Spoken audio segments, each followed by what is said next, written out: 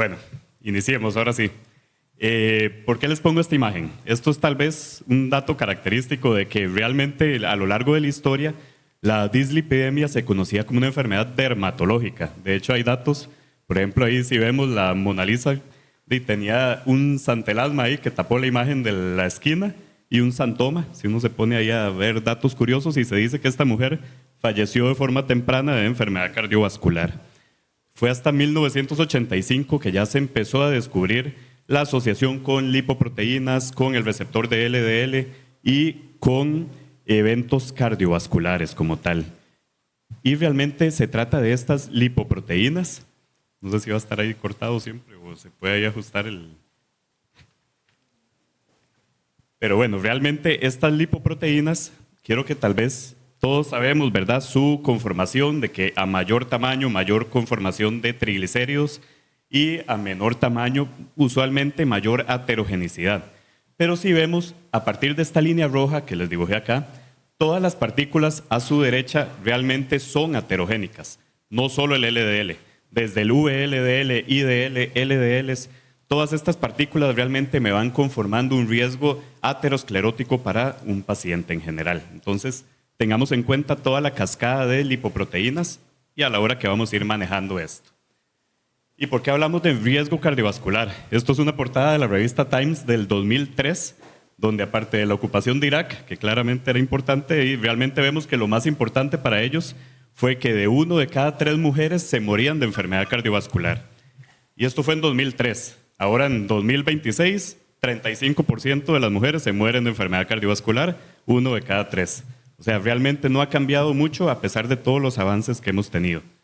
Y esto no solo mujeres, sino población en general. Estos son los últimos datos de la OMS de Costa Rica, donde si apartamos el COVID, que fue lo predominante en ese año, vemos que mortalidad por enfermedad isquémica cardíaca y por evento cerebrovascular, o sea, enfermedad cardiovascular. Por lo tanto, algo estamos dejando por fuera, tal vez en el manejo de nuestros pacientes. Entonces, vamos abordando un caso, ¿ok? Este es un caso de la consulta, la idea es que todos vayamos siguiéndolo y cualquier recomendación ahí, la idea es que sea lo más interactivo posible. Entonces tenemos a Hernán.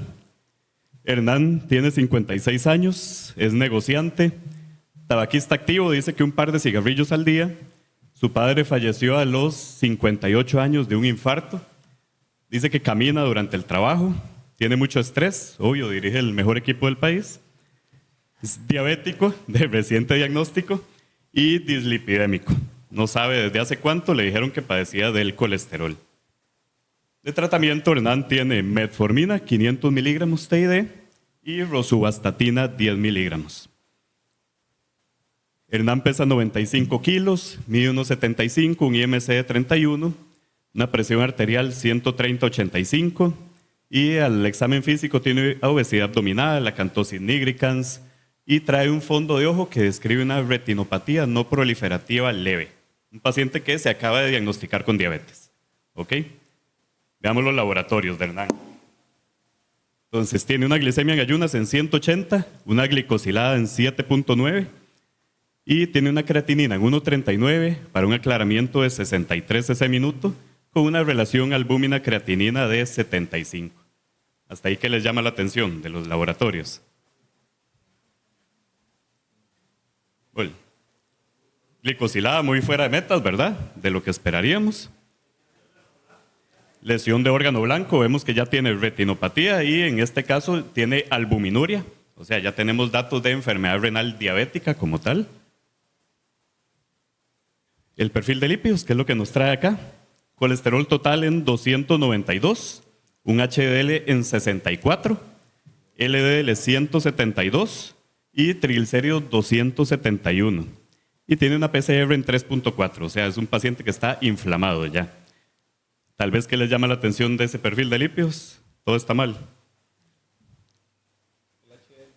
El HDL, ¿verdad? Paradójicamente está un poco alto. Ya vamos a ver ahí qué tendrá que ver con eso. Pero realmente es un paciente, ¿verdad? Con un LDL muy fuera de metas, triglicéridos muy fuera de metas también. Y aparte traía exámenes, una AST en 34, ALT en 45, discretamente elevadas, con una trombocitopenia leve. ¿Qué nos podría sugerir eso? una posible hepatopatía, ¿verdad? Posible esteatosis hepática asociada a su disfunción metabólica. Entonces ahí el doc que mencionó lo del HDL, tal vez recordar que en estos pacientes que tienen prácticamente todo su perfil metabólico alterado, el encontrar un HDL alto realmente no me brinda ningún beneficio, sino que más bien es un marcador inflamatorio, un marcador de riesgo cardiovascular, porque precisamente en todos estos pacientes con disfunción metabólica pierde su función el HDL, pierde su capacidad antioxidante y realmente se convierte en un marcador como tal. Entonces, tal vez para que nos guiemos un paciente que vemos que está todo alterado y paradójicamente un HDL alto, realmente eso no nos da ningún factor protector.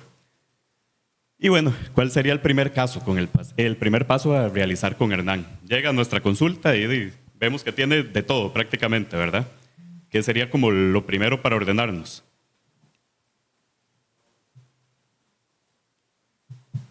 ¿Okay? Yo creo que lo primero, categorizarlo, ¿verdad? Ver cuál es su riesgo cardiovascular como tal. Entonces, basado en todo esto, según las escalas de riesgo esta es la guía europea del 2025, donde realmente vemos que Hernán podría clasificar.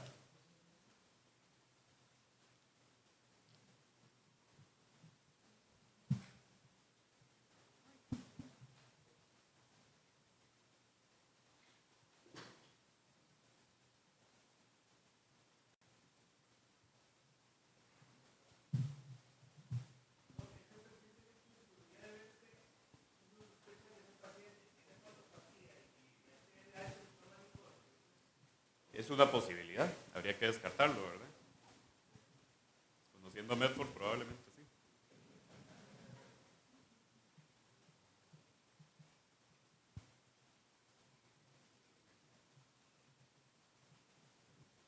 Seguimos, o le estaban ahí acomodando algo.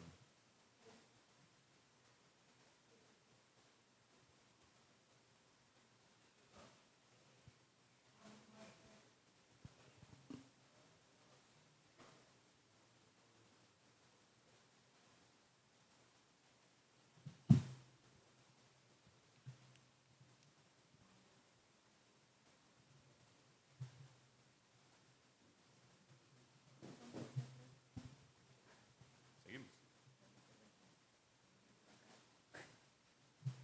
Bueno, seguimos ahí cortados. Hernán, si lo clasificamos, realmente vemos que según todas las indicaciones que hay, realmente nos podría calificar dentro de un paciente de muy alto riesgo. Y es algo interesante y tal vez que quiero que vayamos cambiando este, ¿verdad?, concepto que tenemos a veces un poco antiguo de que un paciente solo es de muy alto riesgo si ya se infartó, si ya tuvo un evento cardiovascular, pero realmente no. La idea es más bien abordar un paciente desde antes de que tenga un infarto o que tenga un evento. Y vemos que Hernán, por el simple hecho de ser diabético, con daño órgano blanco y con otros factores de riesgo, ya clasifica como un paciente de muy alto riesgo cardiovascular. Y yo creo que la forma más práctica y más validada que hay ahorita son las calculadoras de riesgo también. Entonces, por ejemplo, calculadora Prevent. Esta está desde el 2024, está validada y es realmente la que hemos usado casi que todos desde que salió. ¿Y por qué? Porque realmente me aporta otros valores que no me aportan otras calculadoras tradicionales.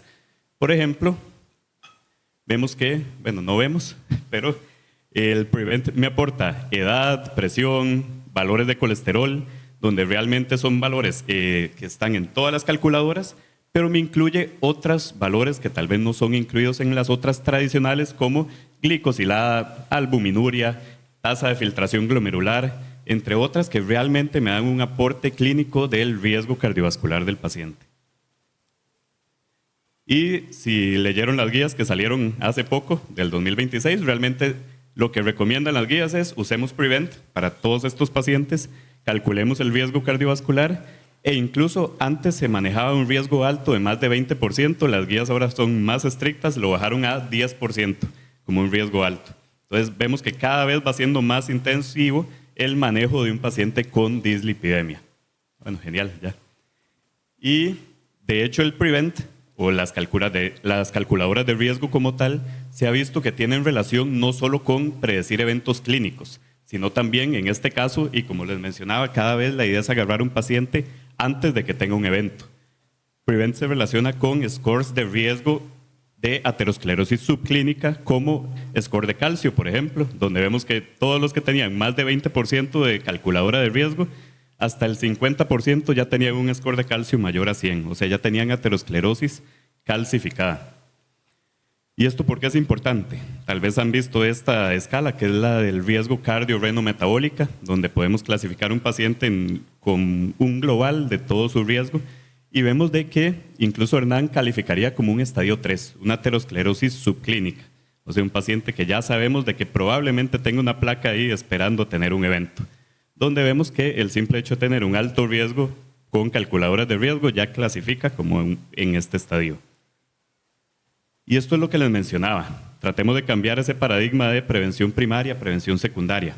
Y si no, más bien enfoquémoslo en detectar aterosclerosis subclínica y iniciar una prevención temprana, agresiva, en un paciente de alto riesgo antes de que ya sea una prevención secundaria como tal. Entonces, teniendo en cuenta esto de que vamos a ser más agresivos con el manejo de nuestros pacientes, ¿cuál creen que sería el LDL meta? Ahorita están 179. Menor a 100, menos de 70, menos de 55 o menos de 40. Menos de 70 es una meta, tal vez, ¿verdad? Como realista, podría ser. Y realmente puede ser una opción si nos apegamos estrictamente a guías, que todos sabemos que guías es, como su palabra lo dice, nada más para orientarnos, no es una receta de cocina. Si Hernán es de muy alto riesgo, realmente sería menos de 55. Pero realmente se sabe de que el LDL entre más bajo mejor. Y entre más temprano lo bajemos mejor y entre más tiempo lo mantengamos lo más bajo posible, mejor. Entonces, si podemos llegarlo a menos de 40, menos de 40. Si es posible, ¿verdad? Claramente hay que apegarse un poco ahí al tratamiento, de la tolerancia y lo que vamos a ir viendo. Pero realmente, entre más bajo el LDL, se ha visto reducción de aterosclerosis, reducción de estrés oxidativo, de inflamación e incluso de enfermedades neurodegenerativas y eventos clínicos cardiovasculares. Y bueno, ahí se lo leo porque sale igual cortadillo. Hernán llega a la siguiente consulta y me dice que tiene un dolor en la cadera derecha desde hace rato, que le aumentó hace como 3 años y que empezó con dolores en la pantorrilla izquierda y que la vecina le dijo que era la estatina porque a ella le había pasado lo mismo, ¿verdad? Yo creo que eso a todos nos ha pasado en la consulta. Y entonces la suspendió y dice que como al mes se empezó a sentir un poco mejor. ¿Ustedes qué creen? ¿Tiene intolerancia a estatinas?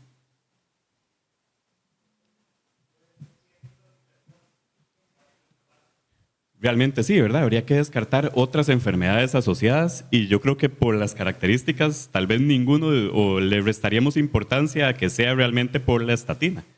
Y es que realmente hay criterios establecidos para poder identificar si un paciente tiene intolerancia a estatinas por la importancia de un medicamento así y realmente no quitárselo, ¿verdad?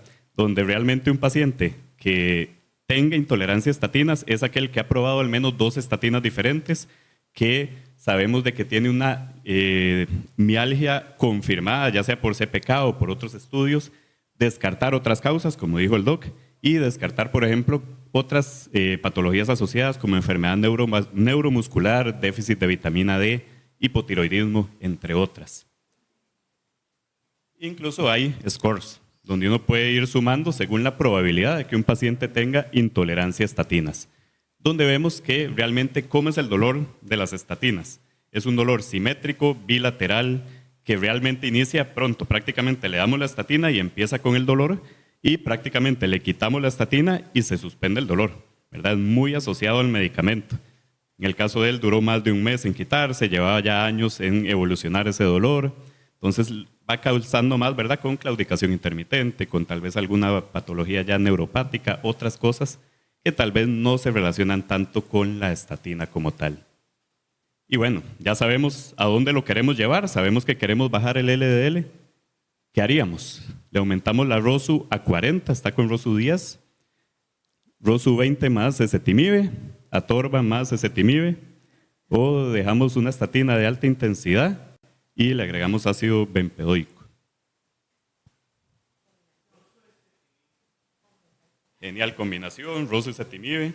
Creo que en general tenemos el concepto claro de que realmente esto se sabe desde el 2003, el concepto del step up, que realmente el añadir ezetimibe a cualquier dosis de estatina me va a reducir un 15 a 18% más el LDL en comparación de si vamos aumentando dosis de la estatina, que realmente me va aumentando un 5 o 8% de reducción, y vemos de que podemos entrar en el riesgo principal de un manejo en un paciente metabólico, que es la inercia terapéutica, ¿verdad? Que es ir persiguiendo un paciente que realmente nunca lo llevamos a metas, sino que vamos aumentando y aumentando el tratamiento. Entonces, de nuevo, el concepto de seamos agresivos desde el inicio, más en un paciente de alto riesgo. Y esto se ve en las guías también, donde vemos que la estatina de alta intensidad baja alrededor de un 50% y si le añadimos, por ejemplo, ezetimibe, alrededor de 60, 70%, dependiendo del paciente. Y en las guías realmente recomiendan esto, intensificar la terapia lipídica y combinación desde el inicio en un paciente de alto riesgo. ¿Qué es un paciente de alto riesgo o cómo lo definieron? Yo creo que este es el ejemplo más gráfico, es el estudio Sweetheart.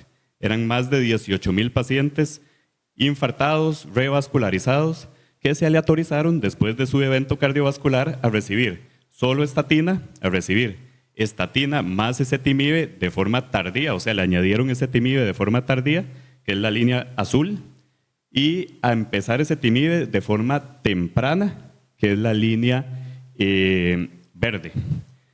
Y vemos de que realmente los que recibieron ezetimibe de forma temprana, vemos cómo alcanzaron la gran mayoría las metas de LDL que se le habían propuesto, pero yo creo que esto tal vez no es tan importante, ¿verdad? A fin de cuentas, lo que importa son los puntos duros cardiovasculares. Y vemos que desde antes del año se separan las curvas. Vemos cómo se separa la curva de la terapia intensiva desde el inicio y la línea verde tuvo mucho menos eventos cardiovasculares después del egreso. Entonces, de nuevo, concepto claro de manejo intensivo desde el inicio a un paciente de alto riesgo.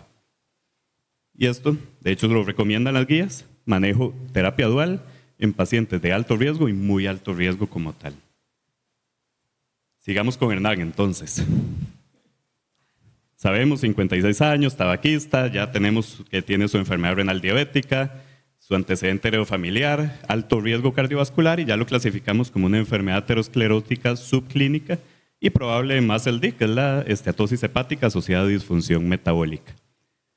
¿Qué hicimos? Le empezamos un inhibidor de SGLT2 más metformina, rosuvastatina 20 más ezetimibe, como dijo el doctor, y dieta mediterránea ahí a lo que él puede y ejercicio. Empezó a entrenar ahí con los compañeros. Y viene 6 meses después con estos laboratorios. Tiene una glicosilada en 6.9, colesterol total 234, HDL 52, un LDL en 69 y triglicéridos 192. Creatinina 1.3, ya una albuminuria en 22. Hasta ahí, ¿qué les parece? ¿Estamos tranquilos? ¿Perdón? Tiene que dejar de fumar, ahí no lo puse, sí, pero está en proceso.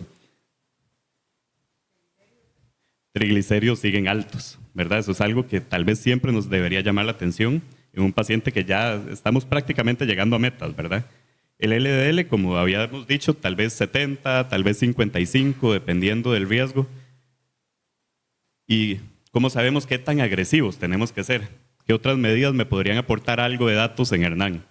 Medirle LPA, PCR, ApoB, todas. Por ahí vi todas. Sí, casi siempre en un examen donde viene todas es todas, ¿verdad? Y sí, en efecto. De hecho, si vemos las guías actuales, recomiendan medir LPA a todos, prácticamente. La LPA pequeña es un marcador de riesgo genético. Así se lo debería explicar uno al paciente. Se mide una sola vez en la vida y lo que sirve es como para desempatar a este paciente que tal vez estamos en duda de si queremos ser más intensivos en su manejo o de si queremos tal vez ser un poco más relajados. La LPA realmente me aporta un riesgo cardiovascular adicional. Y medición de ApoB, sobre todo en estos pacientes que vemos que todavía tienen triglicéridos altos y que sospechamos que puedan tener un riesgo residual asociado. Y sí se ha visto en estudios, como el EPIC, donde realmente en un seguimiento a 20 años de todos estos pacientes, aquellos que estaban expuestos por más tiempo a niveles altos de LDL, de PCRs, de ApoB, de LPA, tenían un riesgo significativamente mayor de eventos clínicos cardiovasculares. Esto es lo de la LPA, donde realmente es muy simple, más de 50 tiene riesgo, menos de 30 no tiene riesgo y hay ahí como un área gris de entre 30 y 50, que realmente nunca he visto un paciente ahí, la gran mayoría o los tienen muy altos o están del todo bajos. Entonces sí sirve mucho como para desempatar estos pacientes. Y bueno, abordemos su hipertrigliceridemia. ¿Realmente le confiere un riesgo cardiovascular? Ya lo tenemos en teoría en metas de LDL. El que tenga triglicéridos altos me da un riesgo cardiovascular. Sí. Ok, realmente sí.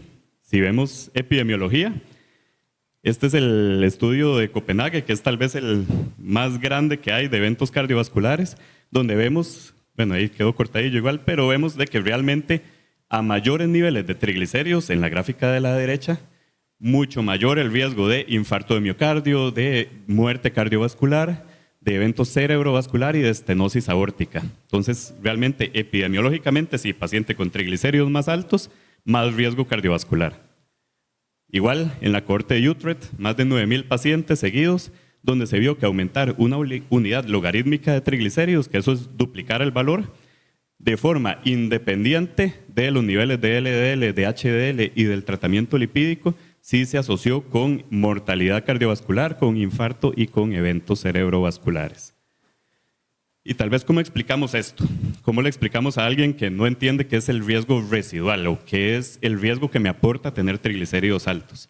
Yo creo que esta es la forma más fácil de verlo. Este es de los estudios con inhibidores de PCSK9, que son lo más novedoso que hay para bajar LDL y lo más potente. Entonces vemos que el estudio Fourier, se aleatorizaron pacientes y bueno, ahí quedó igual, no se ve la parte de la izquierda, pero vemos donde baja la gráfica, esos son pacientes que les bajaron el LDL a niveles de 30. O sea, son pacientes que tenían LDLs en 30, que es prácticamente cero, ¿verdad? De riesgo cardiovascular, uno podría asociar eso. Y vemos que en la gráfica de la derecha bajó el riesgo de 17% a 15%. Muy significativo, una P menor a 0,08, pero a fin de cuentas se sigue muriendo el 15%. Siguen teniendo eventos cardiovasculares el 15% con LDLs en 30. Esto que me habla de que sí, el enfoque primario debería ser el LDL, pero hay algo más, hay algo que se nos está escapando. Y esto es el riesgo residual. Entonces es como la forma más gráfica de verlo. Y el riesgo residual, que también quiero que nos llevemos el mensaje, no es solo triglicéridos. Es remanentes de triglicéridos, remanentes de colesterol, LPA, toda esta cascada inflamatoria que les dije desde el VLDL, IDL y LDLs. Y entonces sabemos que sí, el centro el LDL, pero realmente hemos dejado de lado un poco el VLDL, la lipoproteína de muy baja densidad, que vemos que realmente es el origen de toda esta cascada inflamatoria. Y esto se mide en tal vez unas metas que muchas veces dejamos olvidadas en las guías, que es las metas de no HDL y de ApoB. Entonces también tener en cuenta, ¿verdad?, en un paciente que todavía tiene riesgo cardiovascular a pesar de tener LDLs en metas. ¿Cómo manejamos esto? Hipertrigliceridemia, recomendaciones básicas, estilos de vida, ¿verdad? Alimentación, bajar azúcar, bajar comidas procesadas, repostería, pérdida de peso, actividad física, sobre todo ejercicios de fuerza como tal. ¿Y qué manejo farmacológico le damos? Fenofibrato, EPA 2 gramos, que es ácido eicosapentanoico, omega 3, EPA más DHA, que sería igual omega 3, o aumentar la estatina.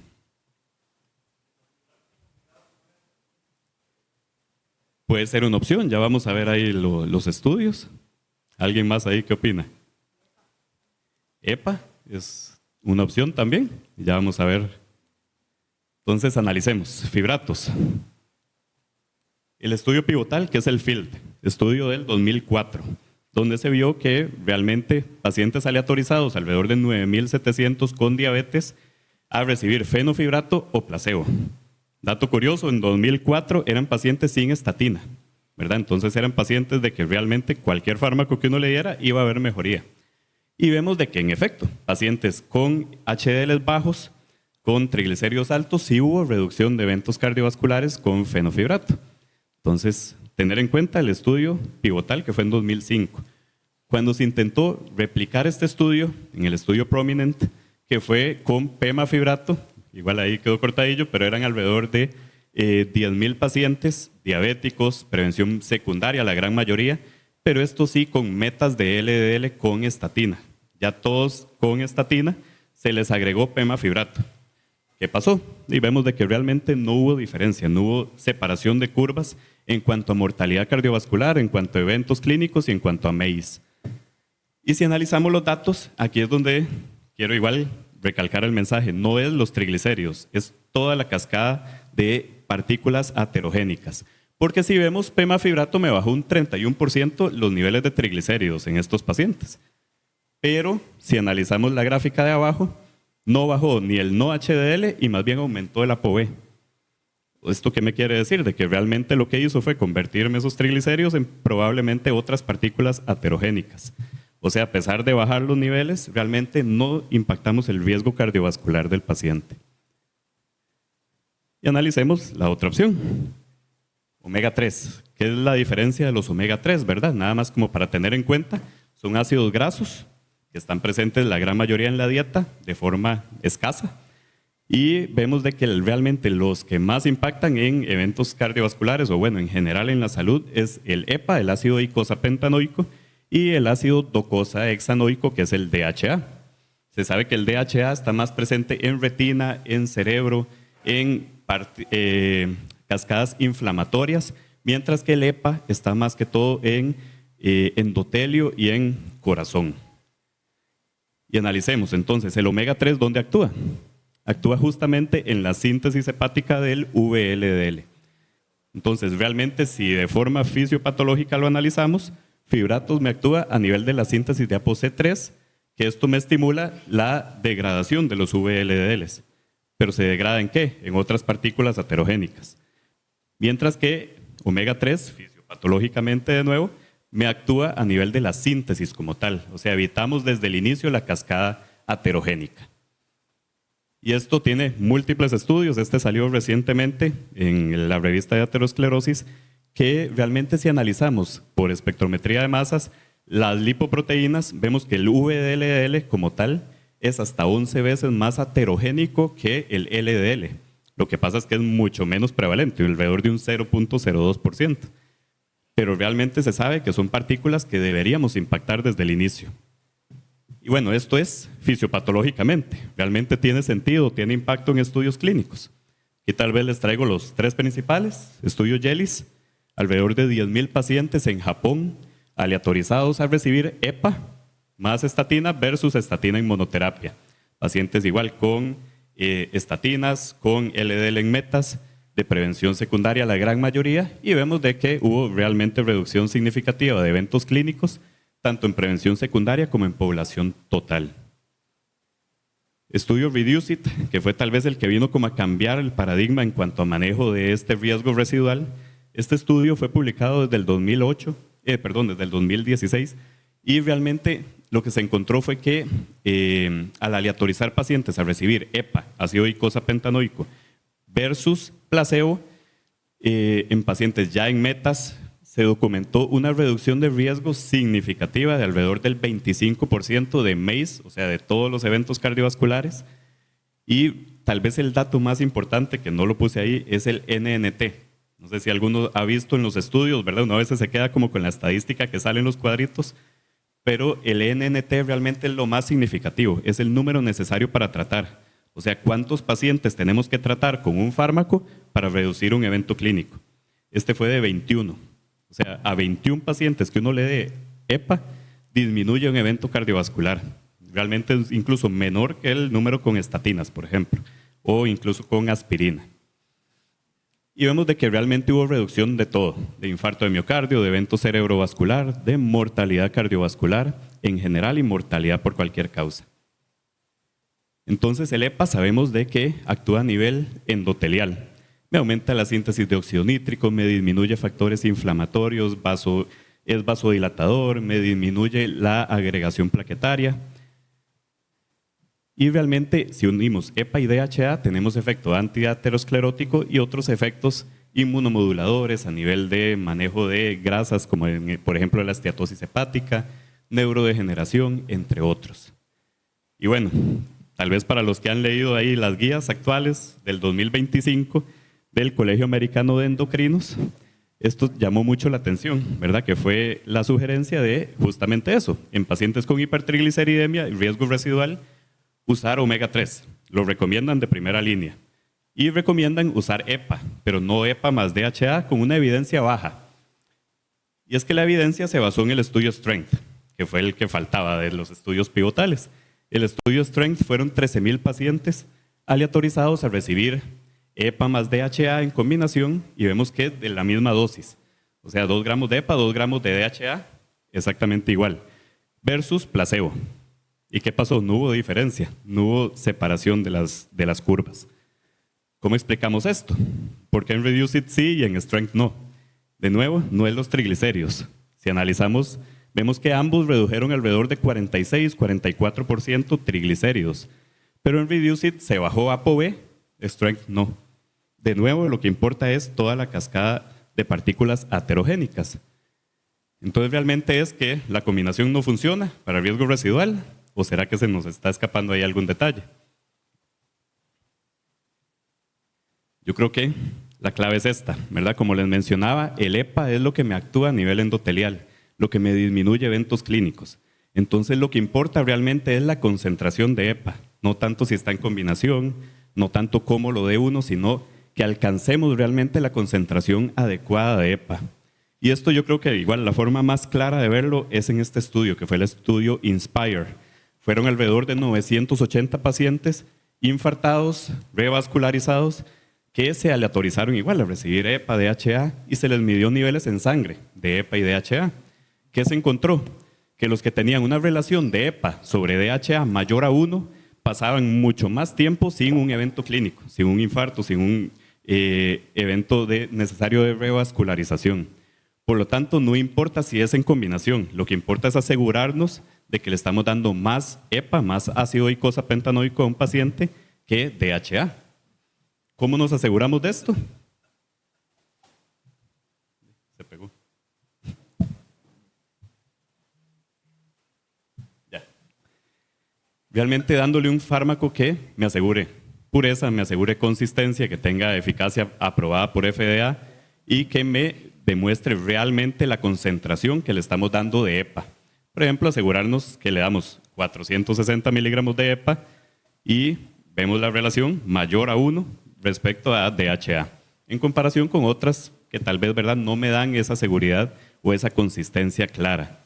Y un proceso de purificación que me asegura de que realmente lo que le estamos dando al paciente, ¿verdad?, no es aceite de pescado, sino que es realmente lo que ocupamos, que es el ácido eicosapentanoico como tal, e incluso dándole un poco del DHA que me va a dar los otros efectos pleiotrópicos. ¿Qué hay de estudios? Realmente no hay estudios de puntos duros cardiovasculares, pero hay estudios de desenlaces bioquímicos, donde vemos que, por ejemplo, añadir Omacor a rosuvastatina en estudios clínicos me demostró disminución del no HDL y disminución de ApoB significativo, que fue lo que no se vio en los otros estudios. Entonces, tal vez tener en cuenta este mensaje de que realmente es dar EPA, es asegurar una concentración de EPA adecuada. Y realmente en metaanálisis sí se vio que juntando todos los omega 3, sí se ve una reducción de infarto de miocardio y de mortalidad cardiovascular significativa. Entonces, ¿qué nos llevamos de conclusiones? Son 3 estudios, básicamente. Que lo que quiero que llevemos de esta guía, de esta gráfica, es el mensaje de impactar temprano a un paciente de riesgo. Si vemos cómo se separan las curvas, esto es simplemente qué tan intensivo o qué tanto se bajó el LDL al inicio. Curva roja, curva anaranjada, y vemos cómo en los pacientes que impactamos de forma temprana, que les bajamos el LDL de forma temprana, como es en la curva roja, a pesar de que en el seguimiento se junten las curvas de nuevo, vemos cómo se separa el MACE.